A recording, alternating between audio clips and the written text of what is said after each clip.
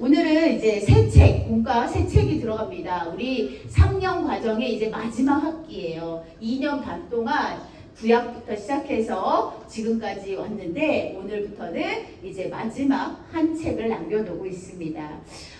참 지나온 세월을 선생님이 돌아보고 또 저희들은 꿈틀이 크크라는 채널을 통해서 그동안의 설교들을 이렇게 또 들을 수 있는 그런 시간들이 있는데 선생님은 그냥 내가 설교자니까 내가 했던 설교를 다시 듣거든요. 왜? 잘못 말했을까봐, 혹시나 실수했을까봐 그렇게 보기는 합니다.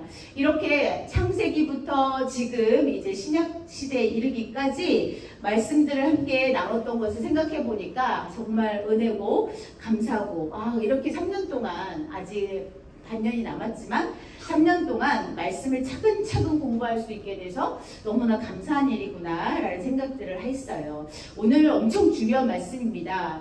여러분, 우리가 예수님의 마지막 일주일에 대해서 계속 배웠어요. 그래서 우리가 첫째 날 예루살렘 입성부터 지금 지난주에는 이제 드디어 십자가에 달리시고 못 박혀 죽으시는 그런 일들까지 경험하게 되었고 또 토요일에는 무덤에 계시는 그런 시간이었고 이제 마지막 날 8째 날에는 부활하셨어요. 그래서 오늘 이런 부분에 대해서 이야기를 나눌 건데 우리 예수님께서 이렇게 8째 날 부활하심에 대해서 우리 친구들은 그냥 감흥이 없지만 예수 부활했으니 할렐루야 찬양을 하면서도 감흥이 없지만 정말 하나님이 나를 너무나 사랑하시는구나 라는 것을 알 수 있었던 그런 사건이 바로 엄청난 기독교 가운데서 가장 큰 사건이 바로 이 부활의 사건이 아닌가 선생님은 그렇게 개인적으로 생각합니다.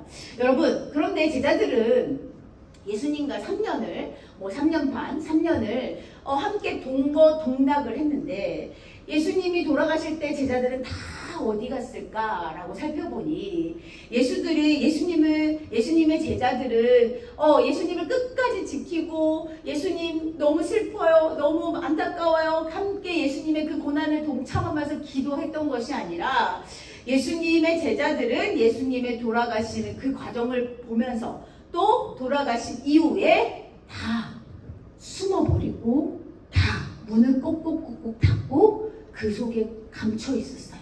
이유가 뭐냐? 자기네들도 예수님처럼 그런 극한 처형에 이를까봐. 저들이 예수님도 죽이는 자들인데 우리가 예수님의 제자라는 걸 알면 우리도 반드시 죽일 거야. 무서워, 두려워, 이런 마음에 자기가 예수님의 제자라는 말도 1도 뻥끗 못하고 여러분이 잘 아는 것처럼 베드로는 나는 예수 몰라요 3번이나 부인했던 것처럼 예수님께서 돌아가신 후 제자들은 이렇게 유대인들, 예수님을 죽이고 예수님을 핍박했던 그 유대인들이 자기네들도 그렇게 할까봐 두려움에 떨어서 문을 닫고 방으로 들어가고 숨어 있었단 얘기예요. 예수님 배신감 느끼지 않았을까? 예수님 너무 마음이 아프셨을 것 같아요. 예수님이 그럼 나 이제 고난받고 나는 죽고 나는 다시 부활할 거야 라고 말씀을 안 하셨을까? 제자들이 몰랐던 이야기일까? 라고 생각해보니 말씀에 다 나와 있어요. 예수님과 함께한 그 3년의 시간 동안 예수님은 4차례나 제자들에게 이야기했어요. 4번이나 나는 이제 고난을 당할 거고 난 수난을 당할 거고 나는 죽을 거야. 그리고 나는 부활할 거야 라는 말씀을 4차례나 하셨습니다. 그럼에도 불구하고 제자들은 이렇게 계속 이 말씀을 들었음에도 불구하고 예수님의 죽음을 두려워했어요. 그 유대인들이 자기네들을 죽일까봐 무서워서 숨었단 말이야. 이게 무슨 의미일까? 선생님이 계속 궁금했어요. 그럼 제자들이 예수님이 어떤 분인지 몰랐던 걸까? 예수님이 불렀잖아. 선택받은 사람들이잖아.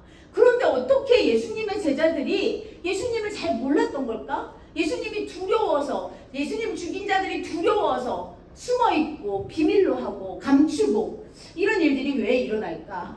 여러분, 제자들은 예수님을 이렇게 선포했어요.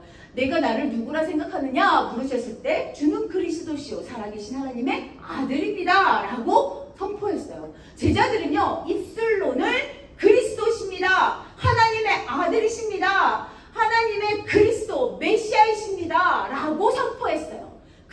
마음에는 진실로 예수님의 그 십자가의 의미를 아는 자는 아무도 없었다는 거지.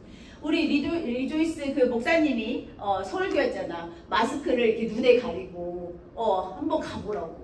우리가 눈 뜨고도 못 보는 세상들이 있다는 것을 우리는 꼭 알아야 돼. 눈을 떴는데 왜 못 봐요? 제자들이 똑같잖아. 예수님이 계속 3년 동안 동락하면서 알려주시고 선포해주시고 내가 이 땅에 왜 왔는지 계속 알려주셨지만, 그리고 그들은 그리스도 메시아구나, 살아계신 하나님의 아들이구나 라고 선포는 했지만, 정말 예수님이 그렇게 십자가에 못 박혀 돌아가시는 그것을 자기네들은 두려움으로, 겁나는 상황으로 받아들일 수밖에 없었다는 거야.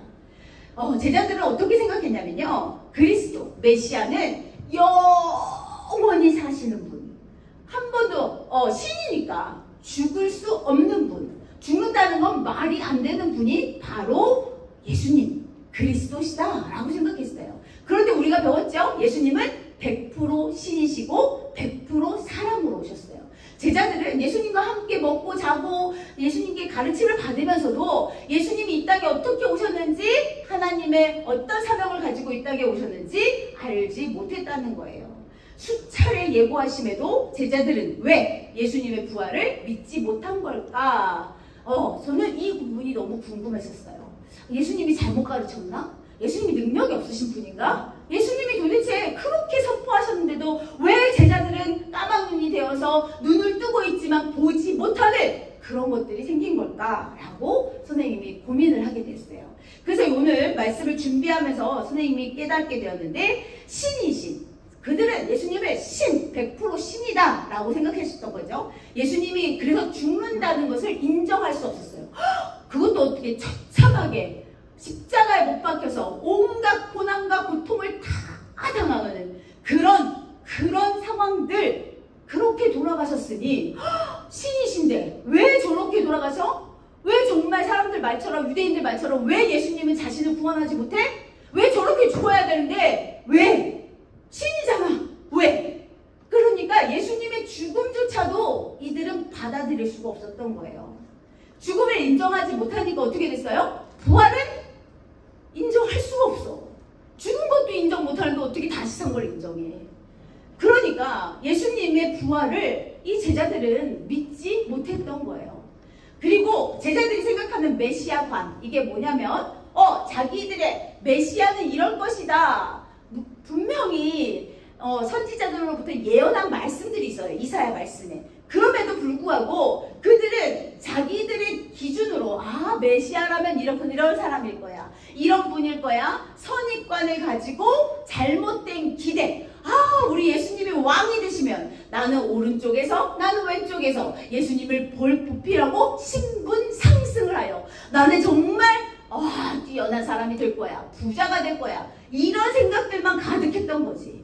그러니까 예수님은 이 땅에 오신 메시아, 우리들의 죄를 사하여 주시고 십자가 못 박혀 죽으시고 3일 만에 다시 부활하시는 그 사건은 아무리 예수님이 말씀하셔도 알아듣지 못하고, 내 기준으로, 내 선입관으로, 잘못된 기대로 예수님이 죽으신 모습을 보니까 그동안 우리가 헛짓했구나, 3년 동안 우리가 뭐 한 거야? 그리고 무서워서 덜덜덜 떨며, 두려워서 떨며 숨어 있었고 문을 꼭꼭꼭꼭 걸어 잠그고 있었어요. 제자들은요, 예수님과 그렇게 같이 동거동락했음에도 불구하고 예수님의 십자가 지심의 진정한 의미를 알지 못했다는 거야. 왜? 자기 생각이 너무나 가득했거든. 예수님이 왕이 되시면 이렇게 될 거야, 예수님이 왕이 되시면 이렇게 될 거야, 예수님이 왕이 되시면 나는 이렇게 될 거야. 자기의 신분 상승을 위한 생각밖에 없었다는 거예요. 여러분, 그럼에도 불구하고 답답하잖아. 우리 예수님 배신감을 느꼈을 것 같은데, 그럼에도 불구하고 예수님은 제자들을 버리지 아니하시고, 예수님은 40일 동안 부활하셔서 40일 동안 제자들을 찾아다니셔요. 그리고 제자들뿐만 아니라 많은 사람들을 만나게 됩니다. 500여 명의 사람들을 만나게 된다는 거예요. 몇 번 동안? 10차례, 10차례 동안. 특별히 우리가 막달라 마리아가 새벽 미명에 예수님의 향유를 부으려고 무덤에 찾아갔던 그 일을 우리 친구들은 알아요. 이렇게 10차례 동안 예수님은 많은 사람들, 500명이 넘는 사람들을 만나 주셨어요. 그런데 예수님이 답답하긴 하셨던 모양이야. 왜? 왜냐하면 막달라 마리아가 예수님 부활하신 사건을 막 제자들한테 가서 알렸어. 여러분, 예수님이 부활하셨어요. 그랬더니 그 사람은 어떻게 쳐다봤어? 미쳤구나. 제가 미쳤구나. 그들이 봤다고 전달을 하는데도 제자들은 깨닫지 못하고 저희 이상한 소리 하는 여자, 이렇게 생각했던 거예요. 그들의 말을 믿지 않았던 거예요. 그래서 예수님은 그들에게 나타나셔서 어떻게 했어? 왜 믿음이 이렇게 없냐? 네 마음이 왜 이렇게 완악하냐? 라고 꾸짖으셨어요. 이유가 뭐라고? 그 여인들, 예수님의 부활을 본 그 여인들의 증언을 믿지 않았기 때문에. 왜 이렇게 믿음이 없어? 왜 이렇게 완악한 것이야?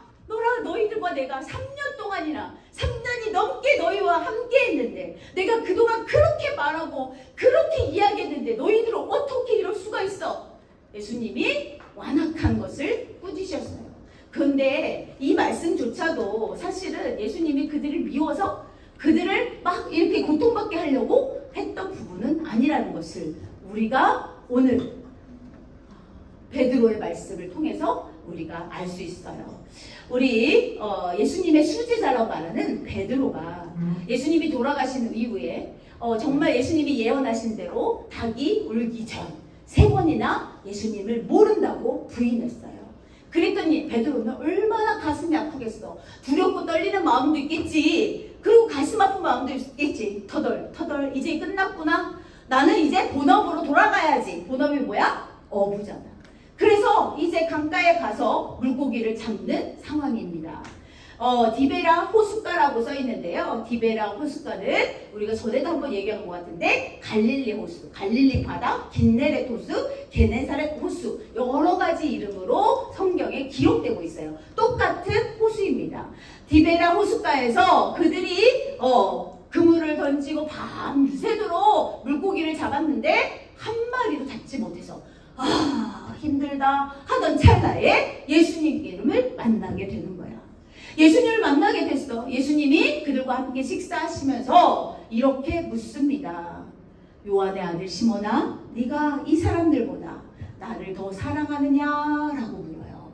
이때 시몬 베드로는요, 그냥 네, 그렇죠. 예수님, 제가 예수님을 사랑하는지 아시잖아요. 이렇게 대답했어요. 그런데 예수님이 조금 있다 잠시 후에 또 물어보세요. 똑같은. 요한의 아들 시몬아, 네가 이 사람들보다 나를 더 사랑하느냐? 2번째 질문에도 베드로는 별 생각이 없었어요. 네, 예수님 아시잖아요. 제 마음 아시잖아요. 이렇게 말했어요. 그리고 한 번 더 물으십니다. 예수님이 조금 있다가 요한의 아들 시몬아, 내가 이 사람들보다 나를 더 사랑하느냐? 물으셨을 때 베드로는 가슴을 치게 됩니다. 왜? 이제 깨달은 거야. 그렇구나. 내가 예수님을 3번이나 부인했었지. 예수님이 분명 고난당하시고 죽으시고 다시 사신다고 말씀하셨는데 나는 절대 그러지 않을 거라고. 나는 모든 사람들이 다 주를 버려도 저는 절대로 주님을 버리지 않을 거라고 말했던 그 베드로가 3번이나 나 예수님 몰라요. 나 그런 사람 모릅니다. 아니에요. 그렇게 고백했던 자기 자신의 모습을 깨닫게 된 거야. 그러니까 선뜻 대답을 못하는 거야. 어떡하지? 어떻게 해야 되지? 그럴 때 베드로가 다시 한번 말합니다. 네, 예수님 아시지 않습니까? 내가 주님을 너무너무 사랑한다는 것을 주님은 아시지 않습니까? 라고 말을 합니다. 예수님께서 왜 똑같은 질문을 3번이나 하셨을까? 예수님께서는 이 베드로의 마음을 알고 계셨다는 거예요. 두렵고 떨리는 마음, 또 낙심한 마음, 좌절하는 마음, 이런 마음들을 그냥 내척, 아이고 너는 3번이나 나를 부인했으니 저리가, 이렇게 한 것이 아니라 우리 예수님께서는 깊이 베드로를 공감해 주셨어요. 그리고 그의 마음의 병을 치유해 주셨고 그 다음에 예수님이 뭐라고 말씀하셔요? 내 양을 먹이라, 내 양을 치라, 이렇게 말씀하셨어요. 베드로에게 할 수 있는 힘을 부어주신 거예요. 베드로야, 베드로야, 넌 어떻게 나를 3번이나 부인했냐? 와, 진짜 대단하다, 대박이다. 너가 내 수제자 맞냐? 이렇게 하신 것이 아니라, 베드로야, 네가 나를 사랑하느냐? 라고 3번 질문하시면서 그의 마음 깊숙한 곳에 있었던 그 마음의 병을 치료해 주신 거예요. 여러분, 이런 예수님을 우리가 이해를 못하는 거야. 너무나 사랑하시는 그 마음을 우리가 알지 못하는 거야. 선생님, 3년 동안 같이 다니던 제자들도 그랬는데, 아유, 우리는 더 알겠죠. 맞아, 그럴 수 있어. 그러나 우리는 지금 더 많은 시간들을 하나님 말씀을 공부하고 있잖아. 더 많은 시간 암송하며 성경 읽고 묵상하고 있잖아. 예수님께서는 내 양을 먹이라, 내 양을 치라 라는 말씀으로 우리 베드로에게 새로운 사명을 부어주신다는 거예요. 예수님께서 부활하신 후 40일간 사람들에게 보이신 목적이 뭘까? 목적이 그냥 하늘나라로 가셔도 되잖아. 너무 고통스러웠는데 부활하셨어. 그런데 이제 사람들 다 배신감 느끼고, 아 진짜, 그럼 그냥 하늘나라로 뚝 올라가시면 되는데, 예수님이 40일 동안 많은 사람들을 만나신 목적이 있습니다. 무엇이 목적일까? 부활을 믿게 하셔서 십자가와 부활의 증인으로 삼으시고 세계 선교의 사명을 주시기 위해서 40일 동안 두루두루 다니시면서 나 부활했다, 나 부활했어, 나 부활했다고 라고 말씀하신 거예요. 우리를 부활의 증인으로 선택해 주셨고요. 선택한 것뿐만 아니라 어떻게? 내 마음의 병을 회복시켜 주시고 사명을 주시고 세계 방방곡곡에 복음을 전할 수 있도록 파송해 주셨다는 거예요. 이 부분을 그 제자들만 하면 되는 거 아니에요? 그 500여 명 예수님을 직접 본 사람, 그 사람들만 하면 되는 거 아니에요? 아니, 2023년도를 살고 있는 우리 모두, 예수님을 믿는 모두에게 이 일은 선포되었다는 얘기예요. 선생님, 증인이 무엇입니까? 증인. 우리 재판할 때 주로 쓰는 말이에요. 우리는 잘 쓰지 않는 말이죠. 그래서 증인.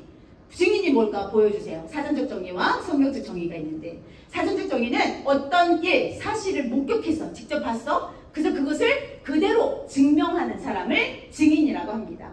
성경적 정의는요, 복음의 진리. 복음의 진리가 뭐야? 예수님의 고난, 예수님의 죽음, 예수님의 부활 사건을 증거하는 전도자가 바로 증인이에요.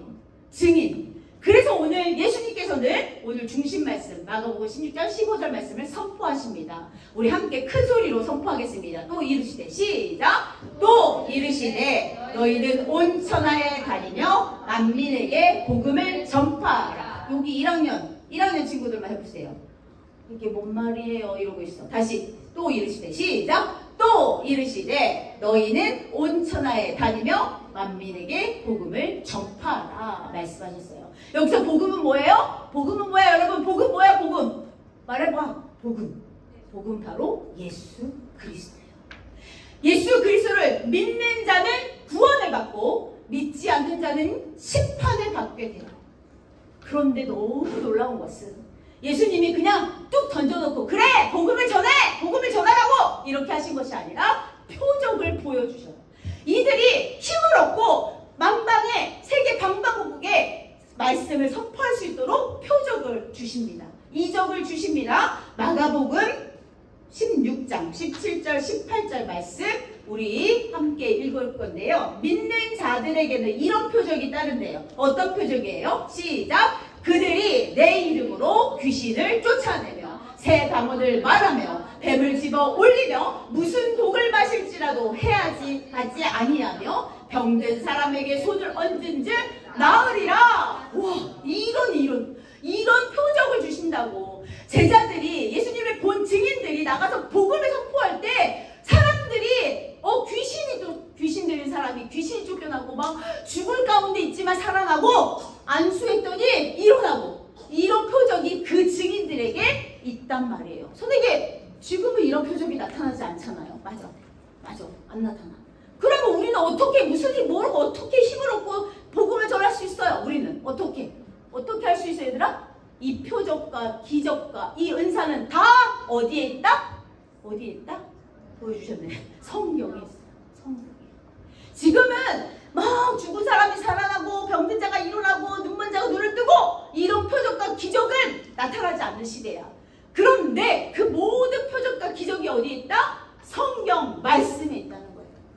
그래서 우리가 매일, 오늘도 암송하는 날이잖아요. 선생님도 암송이 안 돼서 맨날 고생해요, 진짜. 아, 머리가 왜 이렇게 나쁜 거야, 막 이러면서. 그런데 이렇게 암송하고 선포하고 묵상하고 필사하고 이런 통독하고 이런 맨날 성경 공부하고 말씀을 매일매일 이렇게 하는 이유가 뭐야? 우리가 복음을 믿을 때 나타나는 표적이 다 어디에 있다? 성경 말씀에 있다는 거예요. 그래서 우리는 내가 병 고치는 은사가 있다면 와, 우리 교회 엄청 부흥하겠는데? 와, 내가 정말 귀신을 쫓아내는 능력이 있다면 와, 우리 교회 엄청 부흥하겠어. 그럴까? 예수님의 제자들을 생각해봐. 예수님을 쫓아다니면서 그들은 다 봤어, 눈으로. 오병 이어의 기적도 봤다고. 물고기 2마리 보리떡 5개로 뭐 5,000명이 넘는 사람들을 다 먹인 그 사건을 봤다고. 근데 그들은 어떻게 했어? 예수님이 십자가에 죽으시니까 어떻게 했어? 다 숨어버렸어. 아이고 무서워, 아이고 무서워. 그런 시대야. 그런 상황인데 내가 기적을 행할 수 있다고 내가 그것을 믿을 수 있을까? 그거는 아니라는 거지. 그래서 우리가 하나님의 말씀 성경 66권을 매일 읽고 묵상하고 필사하고 암송하고 그것을 마음에 새기고 머리에 새기고 우리 행동으로 보여줄 때 우리가 힘이 생기는 거야. 무슨 힘? 복음을 전파할 힘. 두려워요, 무서워요, 못하겠어요 선생님. 아니, 할 수 있어. 왜? 하나님께서 우리에게 힘을 주시는 거야. 그래서 우리는 매일 선포하는 말씀이 있어요. 우리 선생님 제카에서는 매일 선포하는 말씀이 있어요. 사도행전 1장 8절 말씀. 이거 보여주면 안 되는데 다 암송해야 되는데 우리 함께 암송하는 친구 함께 해봅시다. 시작! 오직 성령이 너희에게 임하시면 너희가 권능을 받고 예루살렘과 온 유대와 사마리아와 땅 끝까지 이르러 내 증인이 되리라 하시니라. 아멘. 이거 다 외워요. 우리 지난주에는 요한복음 3장 16절 다 외우라고 했잖아요. 암송하라 했잖아요. 우리 이 말씀도 내 마음판에 새기고 내 머리에 새기고 그렇구나, 나는 증인이구나. 내 눈으로 예수님을 본 적은 없지만 내가 말씀으로 성령 충만함으로 나는 증인이구나. 내가 이제부터 증인의 삶을 살아야 되겠구나 라고 생각하고 그것을 삶으로 증명하는 또 보여주는 그런 사람이 되어야 돼요.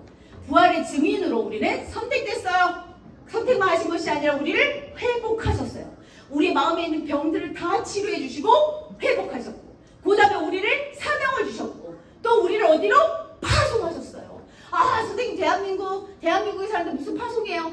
우리 가정, 우리 이웃, 우리 나라, 우리 동네 여기로 다 파송한 거야.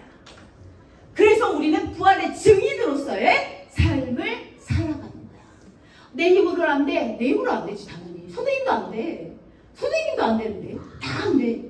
그런데 우리가 내 힘으로 하는 것이 아니라 오직 예수 그리스도 능력으로 우리는 할 수 있습니다.